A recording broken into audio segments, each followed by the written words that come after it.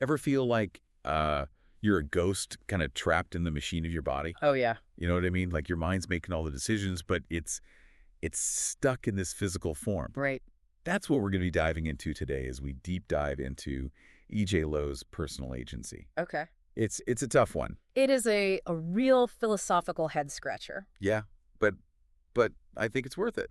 What do you think? Oh, absolutely. And you know what's so great about Lowe's is he doesn't get lost in the weeds. Right. He uses real world examples to help us kind of grasp these really complex ideas. Yeah. So right off the bat, he kind of throws down this philosophical gauntlet. Uh-huh. He calls it the inconsistent triad. Okay.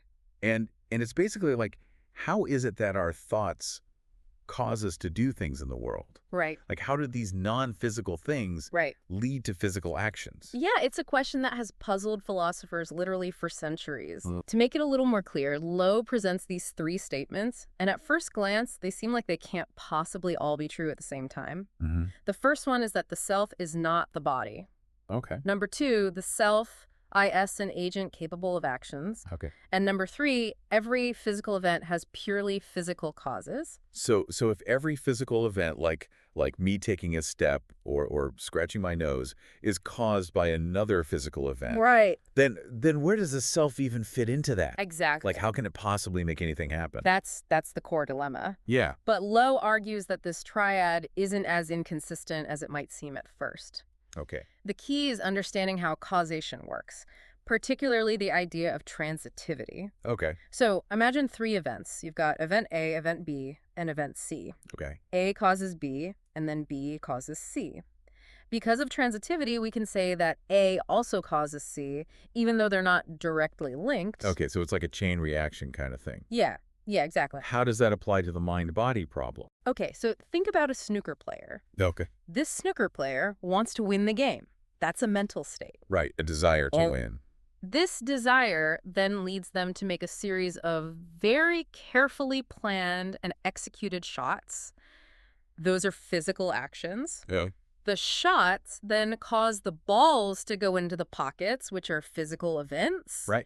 So each step has its own cause, Right. but it's the player's initial desire that sets the entire thing into motion. Oh, so I'm starting to see it. Yeah. The physical events have their own physical causes, but the player's reason for taking those shots, Exactly. that's where the non-physical self comes into play. That's right. Like, it explains why those particular shots happened, not just that some shots happened. Precisely. It explains not just that something happened, but why this kind of thing happened. I like that. And this actually challenges a really popular idea called physical causal closure. Yeah, that's the idea that the physical world is like its own closed system, right? Yeah. Like nothing outside of it can really influence what happens inside. Exactly. But if that's the case, then doesn't that rule out any role for the mind at all? It seems that way. But Lowe's argument is that any version of physical causal closure that is strong enough to prove that only physical causes exist actually ends up assuming the conclusion right from the start.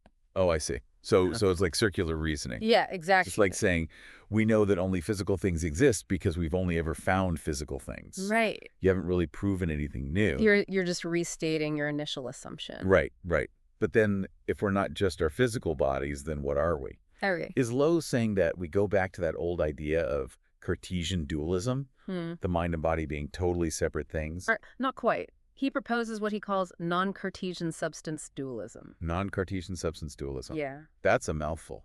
It is. What's the difference? Well, it's not about separating the mind and body as if they're in two completely different realms. Okay. It's more about recognizing the self as a different kind of thing altogether. Yeah. Instead, think of it this way. You have physical properties, right? Your height, your weight, your hair color, all that stuff. Right. But you are not identical to your body. I think I see what you're saying. It's kind of like a statue. Yes.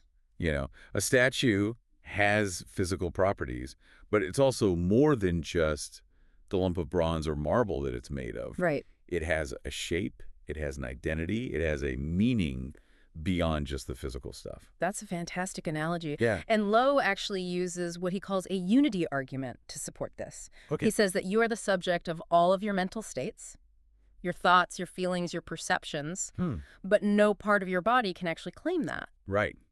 Even if I were to like lose a finger or have some kind of surgery, Exactly. I'd still be me. You'd still be you, with essentially the same mental life. Right, right. So you're saying that myself isn't just reducible to the parts of my body. There's something more there, Yeah. even if it's not some sort of like ghostly separate thing. That's the idea. Okay. Yeah. This is good. This is good. Yeah, this actually leads us to a really, really important question about personal agency. The power of the will. Okay. Yeah, yeah. Now we're getting to the good stuff. Right. 'Cause I remember Lowe talks about how this challenges that whole bundle of perceptions idea. Yes. That we're just, kind of a jumbled up collection of thoughts and feelings Okay. without any real unity or control. Yeah, if we were just a bunch of mental events just kind of floating around, how could we ever really do anything? Right. Lowe points out that we actually experience ourselves as having, a continuous identity, right? Yeah. And even more importantly, as having causal powers. Right. We can make things happen in the world. I was actually just thinking about that. Like, all those times that I'm debating with myself, whether to get up and go for a run or just stay on the couch. Yeah. Like, it really does feel like I'm making that choice. It doesn't feel like my brain is just doing its thing, on autopilot. It really does feel like there's an I that's doing the choosing. Yeah, yeah. And that's exactly the kind of experience Lowe wants us to pay attention to. Okay. And he argues that the key to that sense of agency is the will. Okay. He describes it as a spontaneous power. Spontaneous power. Yeah. So it's not just a simple cause and effect thing. Right, right. It's not like one domino hitting another. Right. He actually compares it to the radioactive decay of radium. Okay. Scientists don't believe that there is any sort of external cause for when a radium atom decays. They believe that it just happens spontaneously. Okay, I get that. But if our will is just, randomly happening, doesn't that mean our choices aren't really free? Right. Like, wouldn't that make us kind of like well-organized radium? That is a great question. And it gets to one of the most intriguing parts of Lowe's view. Okay. He argues that while the will itself is spontaneous, it's also guided by reason. And this is what distinguishes us from, dominoes and radium atoms. Yeah. Makes us rational agents. Okay, so it's not just like, random impulses firing off in our brains. Right. We actually like weigh things out, we consider different reasons, and then we choose That's the idea. based on those reasons. Exactly. Okay. And this is one of the things that makes it so fascinating. Yeah. Because even with perfect knowledge of all your past experiences, all your memories, your genetics, everything, Right. no one could actually predict with absolute certainty what choice you're going to make. So there's a real openness There's a real openness. to how we exercise our will. Yes, exactly. And this is really challenging, at least for me, how I usually think about free will. Yeah. I always kind of assumed that it was about being free from any sort of outside influences. Right. But Lowe seems to be suggesting that it's more about the nature of choice itself. Yeah. Yeah. It's Yeah. not about denying that, our genes and our upbringing and our experiences shape us. Yeah. But even with all of those factors in place, he's saying the final decision, the act of choosing, Right. is still ours. It's still ours. Yeah. It's a really radical idea when you think about it. It is. It is. And it has huge implications for how we understand ourselves and our place in the world. It does. And I'm really curious to hear how Lowe applies all of this to our understanding of, morality and ethics and the reasons behind our actions. Well, that's a perfect place to pick up in our next segment, because Yeah. that's exactly where he goes. Okay, perfect. So stay tuned, folks. Oh. We'll be back after a short break to delve deeper into Lowe's fascinating exploration of personal agency. All right. So we left off talking about free will. Yeah. But Lowe also brings up this other idea that kind of blew my mind. Okay. He says, it's not just events that cause things to happen. Uh-huh. It's substances themselves. Right. Now, I got to admit, when I first read that, I was kind of like, substances? What's he talking about? Like chemicals and stuff. I thought we were talking about, free will and the mind. Well, this is where it gets really interesting. Okay. So remember how we were talking about event causation? Yeah, like one billiard ball hitting another one and causing it to move. Right, exactly. Yeah. Lowe argues that that's actually only part of the story. Okay. He says that substances themselves have these inherent causal powers. Okay. It's not just the explosion that causes the bridge to collapse. Right. It's the bomb itself because of its explosive properties. So the event is what we see on the surface, Right. but the real cause is like this deeper power that the substance possesses. Yes. That's a great way to put it. Okay. He calls this substance causation. Substance causation. Yeah, think of a magnet. Okay. The power of a magnet to attract metal objects. That's not a separate event. Right. That's a fundamental property of the magnet itself. Right. I see the distinction. Yeah. But how does this apply to us? Okay. Are you saying that humans are just like walking magnets with these predetermined powers? That's where things get really, really fascinating. Okay. Because Lowe argues that human beings, or as he calls them, persons, are also substances in this metaphysical sense. Okay. We have these inherent causal powers, Mm-hmm. but unlike inanimate objects like magnets, our powers are guided by reason and choice. So we're not just passively reacting to our environment or our biology. We're actively using our powers based on reasons and intentions. That's a really crucial difference. Okay. And this brings us right back to the will. Right. Remember how we talked about it being this spontaneous power? Mm-hmm. Well, Lowe actually argues that our volitions, Right. our acts of willing, are themselves examples of substance causation. They originate from us, not from some external force. Okay, wait, so you're saying our will is spontaneous, meaning it's uncaused? Right. But it's also the result of our volitions. I don't get it. Isn't that a contradiction? It might seem like a contradiction at first glance, but think of it like this. When you're making a decision, you're exercising your will. Okay. But the act of deciding, the volition itself, is what starts that whole process. It's not caused by some prior event or state. So it's like a first cause, kind of, the initial spark that sets everything else in motion. Exactly. And because our volitions are guided by reason, they're not just random, arbitrary events, right? Yeah. They're shaped by our beliefs and our desires and our values.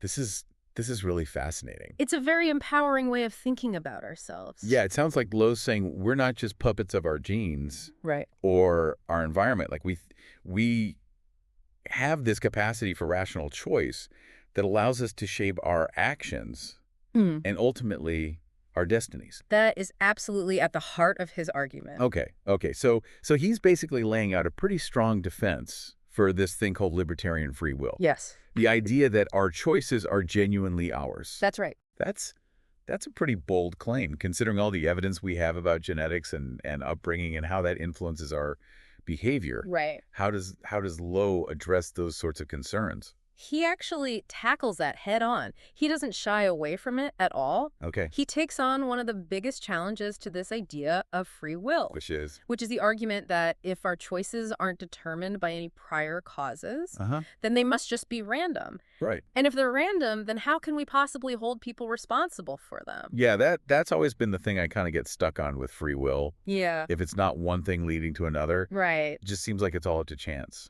Yeah, and Lowe actually argues that free choices are not random chance events. Okay. They are informed by reasons. Okay. Remember our friend Alice, who was deliberating about whether or not to lie? Yeah. He uses that very example to make this really, really crucial point. Okay. Remind me, how does Alice help us understand this whole thing about random choices versus free choices? Okay, so imagine that we could somehow rewind and replay Alice's deliberation. Okay. With all the same exact conditions, all the same reasons that she's considering. Okay. The libertarian view says that even then, her final choice is still free. So even with the same input, Yeah. the same set of reasons, she could still choose differently. She could still choose differently. Her choice is genuinely open. Okay. And here's where Lowe gets even more radical. Okay. He says that for Alice's choice to be truly free, her deliberation itself has to be an indeterministic process. Hold on a second. Are you saying that even Alice's thoughts aren't predetermined? Yes, that's exactly what he's saying. That's a pretty big leap, isn't it? It's a huge idea. Yeah. It's basically challenging that classic view that the mind is like a deterministic machine. Right, just churning out outputs based on inputs. Yeah, just following a program. This is really making me rethink everything we've talked about so far. It should, because this really gets to the core of what Lowe's trying to say about free will. Yeah. He's suggesting that we have a much greater degree of freedom than we typically think. Not just in our choices, but in the way we think. In our very process of thinking. Wow. Which actually underscores the importance of cultivating our ability to reason and reflect. Yeah. Because it's through reason that we can actually exercise our freedom most effectively. Right, making choices that align with our values and our goals and all that. That's exactly right. This all sounds great in theory, but I can't help but think about all those times I make decisions that I know are not in my best interest. You know, like I know I should go to bed early, but I stay up scrolling through social media anyway. Does that mean I'm not truly free in those moments? That is such a great point, and it's something that Lowe grapples with as well. Okay. He acknowledges that we sometimes act against our better judgment. Yeah. He calls this acratic action. Acratic action. Sounds kind of fancy for just, giving into temptation. Well, it's a very specific philosophical term. Okay. But he argues that even acratic actions are a testament to our freedom. We are free to choose even what we know to be wrong. So even our mistake can be seen as a sign of our freedom. In a way, yes. That's a strange but kind of liberating thought, isn't it? It is. It means that our choices always matter. Right. Even our failures can be these learning experiences that help us to grow and develop as rational agents. Okay, I think I'm starting to get a handle on this whole substance causation thing and how it relates to free will. Good. But I'm curious to hear how all of this connects to the real world. Oh, okay. Like, are these just theoretical arguments? Or does Lowe think this has implications for how we actually live our lives? Oh, he absolutely believes that this has real-world relevance. Okay. He goes on to explore how this understanding of personal agency can help us to make sense of things like moral responsibility. Right. And the reasons behind our actions. That sounds like a good place to pick up in our next segment.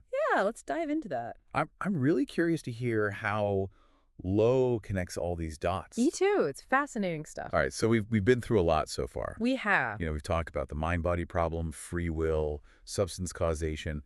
I'm really curious to hear how Lowe ties all of this into morality. Yeah. Like, how does this view of personal agency affect our understanding of ethics? Well, he draws this really interesting parallel between actions and beliefs. Right. Remember how we were talking about how there are reasons for holding certain beliefs? Right. Like, if I believe that the Earth is round, it's because there's evidence to support that belief. Exactly.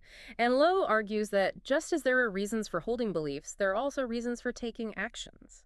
Okay. And he compares those reasons to facts, right? He does. He says that they exist objectively in the world, independent of our own personal opinions or desires. Okay, I get that in theory. Yeah. But I'm still kind of fuzzy on what those reasons would look like in practice. Well, he uses this concept of needs to kind of clarify things. Needs? Yeah. Oh. He argues that needs are to actions what facts are to beliefs. Okay. Just as a true belief corresponds to a fact.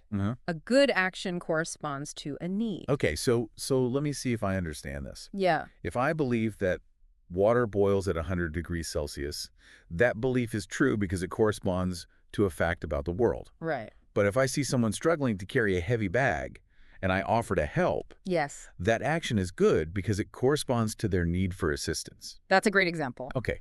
So it's not just about following rules or trying to maximize happiness. Right. It's about recognizing and responding to the needs that exist around us. Exactly. It's a much more grounded, objective approach to morality. Yeah. In fact, he goes so far as to say that we have a moral obligation to act in ways that fulfill genuine needs. That's a pretty strong statement. It is. I mean, what about all those times when we make mistakes?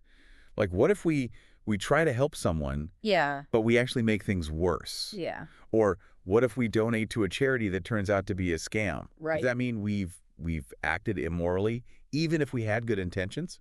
That's a really important question, and Lowe addresses it head on. Okay. He says that even if we act on a false belief about a need, we're not necessarily acting irrationally. Okay. The important thing is that we are responding to what we perceive to be a genuine need. Right. So, like, I was trying to do the right thing. Exactly. I just had bad information. Yeah, you were acting on a reason. Right. Even if that reason turned out to be mistaken. This is a lot to process. Yeah. It's less about judging actions as simply right or wrong. Yeah. And more about understanding the reasons behind them. Exactly. But it seems like Lowe is also saying that just having good intentions isn't enough. Yeah. We also need to be well-informed and use our reason to make sure our actions are actually meeting real needs. That's a great point. Yeah. It really highlights the importance of being, critical thinkers. Right. We have to be able to sort of discern between genuine needs Right. and things that are just sort of false claims Right. or manipulative tactics. We can't just blindly follow, whatever we see on social media or what